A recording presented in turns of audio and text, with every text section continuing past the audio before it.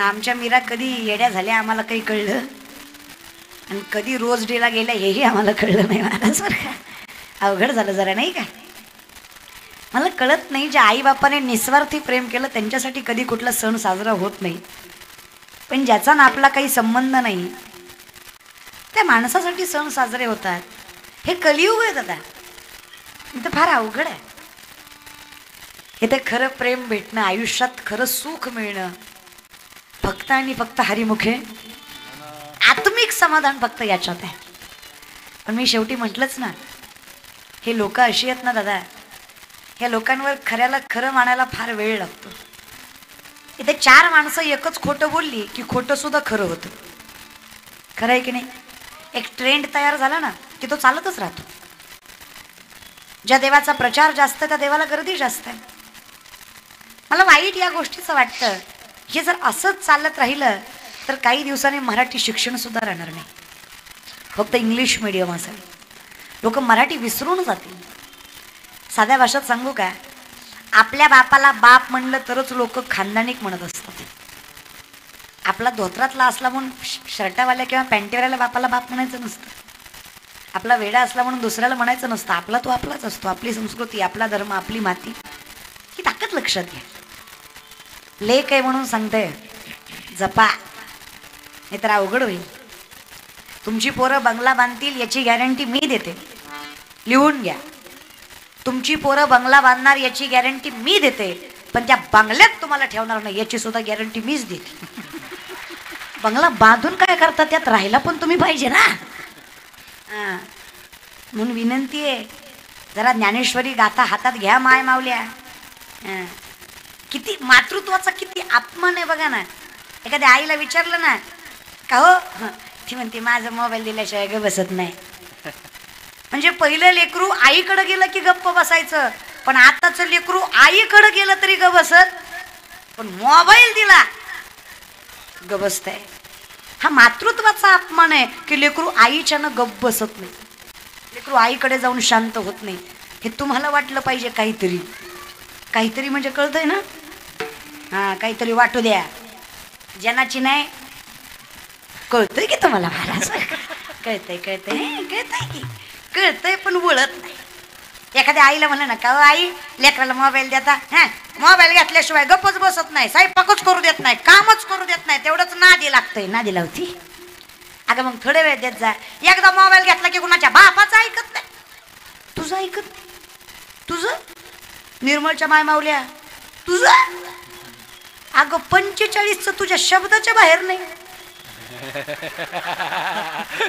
1.5-2चं ऐकत नाही. विनोद कळला पाहिजे बरं का. विनोद न कळणं हा सगळ्यात मोठा विनोद आहे. कीर्तन झाल्यावर एक हसत होता, म्हणलं झालं आता का हसतो. ती म्हणला ताई सुरुवातीचा विनोद आता कळला. एवढ्या वेळ करीत काय होता. काय नमुने मला तर भेटतात दादा. एका गावाला कीर्तनाला गेले, कीर्तन झाल्यावर एक कार्यकर्ता उभा राहिला. ती म्हणला आपल्या गावात हरिभक्त परायण कुमारी शिवलीलाताई पाटील आल्या, त्यांनी काही सुंदर कीर्तन केलं. वा वा वा, माझ्या गावाल्यातर्फे माझ्या कुटुंबातर्फे ताईंना भावपूर्ण श्रद्धांजली. म्हणलं मेले मी आहे, मारतो का काय. लोकांना बोलायची सवय नसते महाराज. लोक लय नमुन्याची, काय बोलतील ह्याचा भरोसा. विनंती आहे महाराज थोडेसे सावध व्हा. तुकोबा म्हणले वयाच्या 22व्या वर्षी सावध झालो, सावध झालो, सावध झालो, हरीच्या आलो जागरणा. तर माय तुमच्यात कमी ताकद नाही ग. अगं नुसतं सामर्थ्यानं तुम्ही संसार सांभाळावा. अरे जगद्गुरु तुकोबारायांची बायको, तुकोबारायांच्या बायकोचं नाव पण जिजाई होतं बरं का. तुकोबाराच्या 2 बायको होत्या तुकोबांना. एकीचं नाव काय होतं जिजाई, आणि एकीचं जिजाई नावाची बायको. ताकद लक्षात घ्या. एका जिजाईनं आपला पुत्र दिला म्हणून हिंदवी स्वराज्य उभा टाकलं, एका जिजाईनं आपला धनी दिला म्हणून परमार्थाचा कळस उभा टाकला. ही दोनही जिजाई सामर्थ्यवान होत्या. तुम्ही टाळ्या वाजवताय पण माझ्यावर उपकार केल्यासारख्या वाजवताय.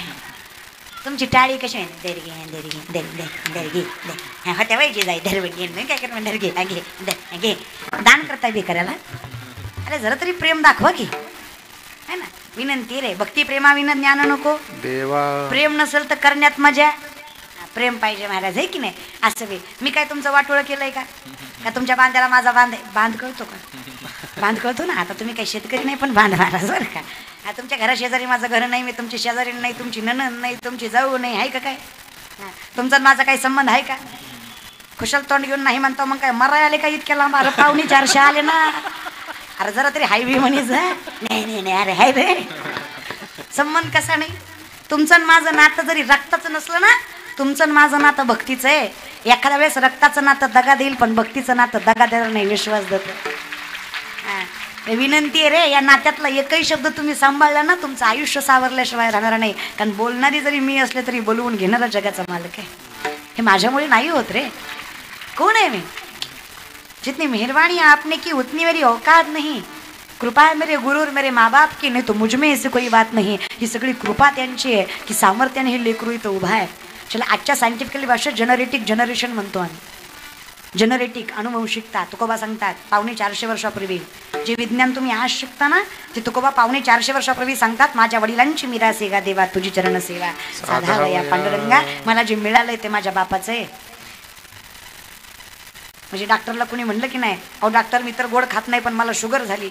डॉक्टर म्हणतो कस काय? तो म्हणतो मला काय माहिती. डॉक्टर म्हणतो शक्य आहे. ती म्हणतो कस काय शक्य आहे? ती म्हणतो तुझ्या बापाला होती म्हणून तुला होऊ शकते. कुणामुळे झाली? अगदी तसं असतं परमार्थाचं. तुम्ही केलं ना, तुमच्या लेकराला आपोआप मिळतं. माय मावल्या तुम्ही केलं ना, नीट शास्त्र आहे का? धर्मशास्त्र आहे. बायकोचं नवऱ्याला मिळतं, पुण्य बायकोनं करावं. अव वृंदेनं तपश्चर्याला बसावं, जालिंदराने त्रैलोक्य जनकायची ताकद ठेवावी. जालिंदर भगवान शिवाच्या जठेमधनं ज्यांचा जन्म झाला त्यांचं नाव जालंधर. जालंधराच्या पत्नीचं नाव वृंदा. तुळस वृंदावन. ती वृंदा इतकी पतिव्रता होती, ती तपश्चर्याला बसली की जालिंदर कुठल्याही युद्धाला गेलं तरी युद्ध जिंकायचा. बायकोचं नवऱ्याला मिळतं पापही आणि पुण्यही. तुम्ही पापही केलं तरी नवऱ्याला भोगावं लागतं आणि तुम्ही पुण्यही केलं तरी. म्हणून आपल्या संस्कृतीमध्ये सगळे सण समारंभ बायकोसाठीच आहेत. हरतालिकेचं व्रत बायकोलाच आहे. वड सावित्रीची पौर्णिमा बायकोसाठीच आहे. संक्रांत बायकोसाठीच आहे.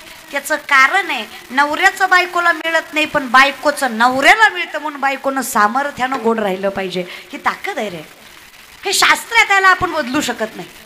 म्हणून माय तुमच्यात इतकी ताकद आहे ना, इतकी ताकद आहे ना. तुकोबांची बायको जिजाई, तिला कधीच माहीत नसायचं की देव कुठल्या डोंगरावर आहे. देव म्हणजे तुकोबा. तुकोबा आपला नवरा कुठल्या डोंगरावर आहे, कारण तुकोबा काही सांगून जात. हां, तरी कधीच जिजाई तुकोबारांना सोडून जेवल्या नाही. भाकरी करायच्या आणि भामचंद्र डोंगर, भंडारी डोंगर, चौरस्त्यात उभा राहायच्या. चौरस्ता कळतो? चौक जिकडून 4 रस्ते फुटतात, त्या चौरस्त्यात उभा राहायच्या. प्रत्येक वाटेला कान लावायच्या. अशा वाटेतनं विठ्ठल विठ्ठल असा जयघोष येईल त्या वाटेनं जायच्या. कारण तुकोबारायच्या मातीहून चालायची. ती माती सुद्धा पांडुरंगाचं नामचिंतन करायची. इतकी ताकद तुकोबांच्या चरणात. ताकद लक्षात घ्या. तिकडे जायच्या, पोहोचायला दिवस लागायचा. एके दिवशी चालता चालता पायात काटा रुतला. अहो त्या पायातला काटा जगाच्या मालकाला रुतल्यासारखं झालं. विश्वाचा मालक, त्रैलोक्याचा नाथ. अरे माझ्या जगाच्या मालकानं यावं वैकुंठ सोडून आणि जिजाईचा पाय हातात घ्यावा आणि मांडीवर ठेवावा. कुणाचा पाय हातात घेतला? जिजाईचा. आणि मांडीवर ठेवला. जिजाईने म्हणावं देवा असं काय करता? अख्खं विश्व तुमच्या चरणावर मस्तक ठेवायला तळमळतं. अरे जीव गेला तरी तुमचं चरण कोणाकोणाला भेटत नाही. इतकं पुण्यवान तुमची चरण. अहो तुम्ही माझा पाय हातात घ्यावा का? म्हणे गप जिजा, तू लंगडत चालतीये हे मला सहन होत नाही. तू लंगडत चाललीस तर माझ्या तुकोबा जवळ जायला तुला उशीर होईल आणि माझा तुकोबा अजून काही काळ उपाशी नाही. ताकद लक्षात घ्या माय. जगाच्या मालकानं जिजाईचा पाय हातात घेतला, मांडीवर ठेवला. आता पहिले काही टिश्यू पेपर नव्हते. हा, पहिले काही फार क्लिनिंग नव्हतं. शेतकरी काटा घुसला तर कसा काटा काढायचा, बघायचा कसा? तोंडातला थुका घ्यायचा, पायाला लावायचा आणि त्याच थुक्यानं काटा दिसतोय का बघायचा. आता कुठे पाणी शोधायचं? जगाच्या मालकानं तोंडातला थुका घेतला, जिजाईच्या पायाला लावला. पुन्हा ते बोट घेतलं, पुन्हा तोंडात घातलं. रखमाई मातेला फार राग आला. शेवटी बायको आहे ना ती देवाची. अहो देवा, अख्खं जग तुमच्या पाया पडतो. विश्वाचा मालक आहे, विसरले का काय तुम्ही? तुमच्या इशाऱ्यावर चंद्र सूर्य चालतो, तुमच्या इशाऱ्यावर पृथ्वी फिरते. अरे तुमच्या इशाऱ्यावर हे सगळं विश्व चालतं. आणि असा विश्वाचा बाप तुम्ही, जगाचा मालक तुम्ही. तिच्या पायाची धूळ तुमच्या तोंडाला लागते, कळत नाही तुम्हाला? मला नाही बाबा हे सहन होत. विचार करा ना जरा. अहो साधी बाई ती, तिचा पाय हातात घेतला तोपर्यंत ठीक आहे, पण तिची धूळ तुमच्या तोंडात चालली आहे, कळत नाही तुम्हाला?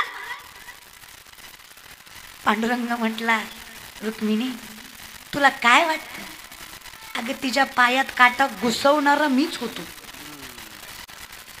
मीच तिच्या पायात काटा घुसवला आणि मीच तो येऊन काढायचा. नाटक करतोय मी. फक्त आणि फक्त तिची धूल माझ्या मुखाला लागावी याच्यासाठी एवढा अट्टहास केला. एवढी पवित्र ती जिजाई आहे.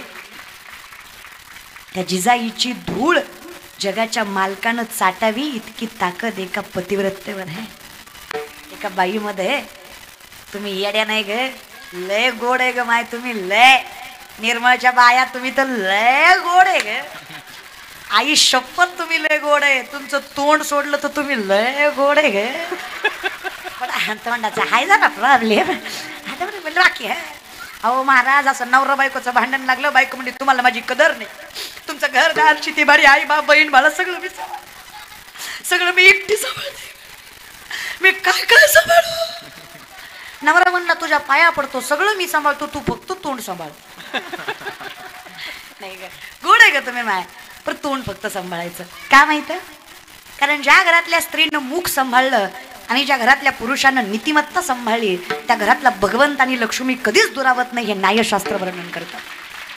वाणी रसवती यस्य यस्य श्रमवती क्रिया लक्ष्मी दानवती यस्य सफलम तस्य जीविता. अगदी सोपं आहे.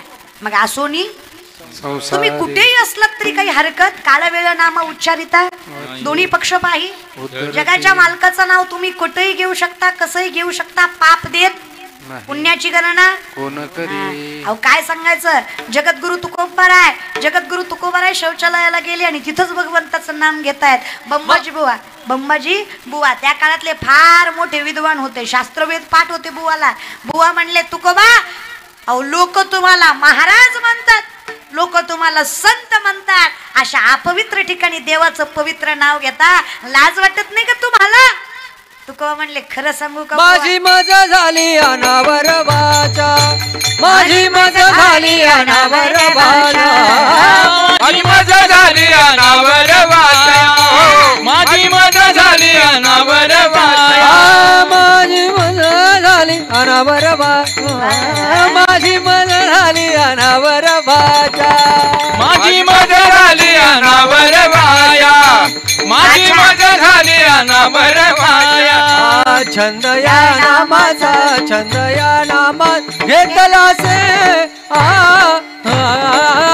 माझी मजा झाली अनावर वाचा, माझी मजा झाली अनावर वाचा, माझी मजा झाली अनावर वाचा, माझी मजा झाली अनावर वाचा वाचा.